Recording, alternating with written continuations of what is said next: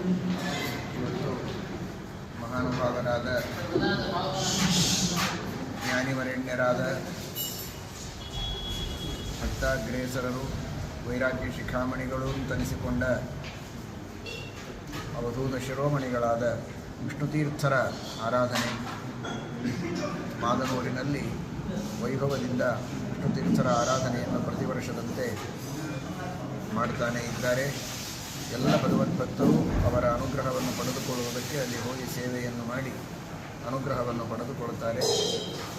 ಇದೇ ಸಂದರ್ಭದಲ್ಲಿ ಬೆಂಗಳೂರಿನಲ್ಲಿ ಅವರ ಮೃತ್ತಿಕಾ ವೃಂದಾವನದ ಸನ್ನಿಧಾನದಲ್ಲಿ ಎಲೆಕ್ಟ್ರಾನಿಕ್ ಸಿಟಿಯಲ್ಲಿ ನಮ್ಮ ಮಠದಲ್ಲಿ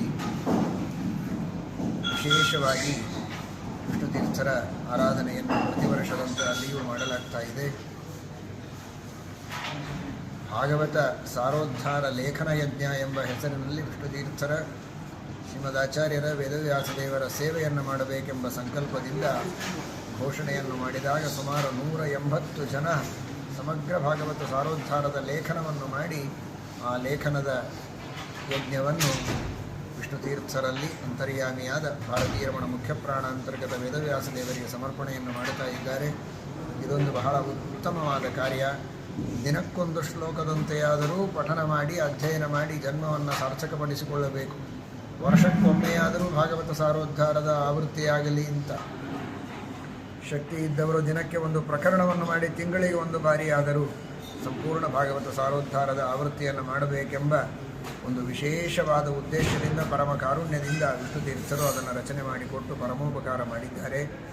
ಅದರ ಲಾಭವನ್ನು ಎಲ್ಲ ಸಜ್ಜನರು ಪಡೆಯಬೇಕು. ಅವರು ಕೇವಲ ಭಾಗವತ ಸಾರೋದ್ಧಾರವನ್ನು ರಚನೆ ಮಾಡಿ ಉಪದೇಶ ಮಾಡಿದವರಲ್ಲ, ಆ ಭಾಗವತ ಧರ್ಮಗಳನ್ನು ತಮ್ಮ ಜೀವನದಲ್ಲಿ ಅನುಷ್ಠಾನ ಮಾಡಿದಂತಹ ಮಹಾನುಭಾವರು. ಅಂಥವರ ಒಂದು ವಿಶೇಷವಾದ ಅನುಗ್ರಹದಿಂದ ಅವರ ಉಪದೇಶದಂತೆ ಭಾಗವತ ಧರ್ಮಗಳನ್ನು ಯಥಾಶಕ್ತಿ ಜೀವನದಲ್ಲಿ ಅನುಷ್ಠಾನಕ್ಕೆ ತರುವ ಪ್ರಯತ್ನವನ್ನು ಮಾಡಿ ಅವರ ಅನುಗ್ರಹವನ್ನು ಪಡೆಯಬೇಕು. ಇವತ್ತು ಶಿವರಾತ್ರಿಯೂ ಕೂಡ ಭಾಗವತದ ಉಪದೇಶವನ್ನು ಮಾಡಿದ ಶುಕಾಚಾರ್ಯರ ಮೂಲರೂಪವಾದ ರುದ್ರದೇವರ ಪೂಜೆಯನ್ನು ಮಾಡುವಂತಹ ದಿವಸವೂ ಹೌದು. ಆ ಶ್ರೀಮದ್ಭಾಗವತವನ್ನು ವಿಶೇಷವಾಗಿ ಪಾಠ ಪ್ರವಚನ ಮಾಡಿ ಭಾಗವತ ಸಾರೋದ್ಧಾರವನ್ನು ಸಂಗ್ರಹ ರೂಪದಲ್ಲಿ ರಚನೆ ಮಾಡಿಕೊಟ್ಟ ವಿಷ್ಣುತೀರ್ಥರ ಸ್ಮರಣೆ ಮಾಡುವಂತಹ ದಿವಸವೂ ಹೌದು. ಅಂತಹ ಒಂದು ಉತ್ತಮವಾದ ದಿನದಲ್ಲಿ ಆ ವಿಷ್ಣುತೀರ್ಥರ ಅದ್ಭುತವಾದ ತಪಸ್ಸು, ಶ್ರೀಮನ್ಯಾಯಸುಧಾ ಗ್ರಂಥಕ್ಕೂ ಅವರ ವ್ಯಾಖ್ಯಾನ ಇದೆ. ನಿತ್ಯದಲ್ಲಿ ಶ್ರೀಮನ್ಯಾಯಸುಧಾ ಗ್ರಂಥದ ಪಾಠ ಹೇಳುವಾಗ ತಮ್ಮ ಆಸನದ ಕೆಳಗೆ ಒಂದು ತಾಮ್ರದ ನಾಣ್ಯವನ್ನು ಇಟ್ಟುಕೊಂಡಿದ್ದರೆ ಪಾಠ ಮುಗಿಯೋದರಲ್ಲಿ ಅದು ಬಂಗಾರದ ನಾಣ್ಯವಾಗ್ತಿತ್ತಂತೆ. ಅದರಿಂದ ಎಲ್ಲರಿಗೆ ಅನ್ನದಾನವನ್ನು ಮಾಡಿ ದುರ್ಭಿಕ್ಷೆಯ ಕಾಲದಲ್ಲಿ ಎಲ್ಲರಿಗೂ ಸುಭಿಕ್ಷೆಯಾಗುವಂತೆ ಮಾಡಿದ ಮಹಾನುಭಾವರು ವಿಷ್ಣುತೀರ್ಥರು.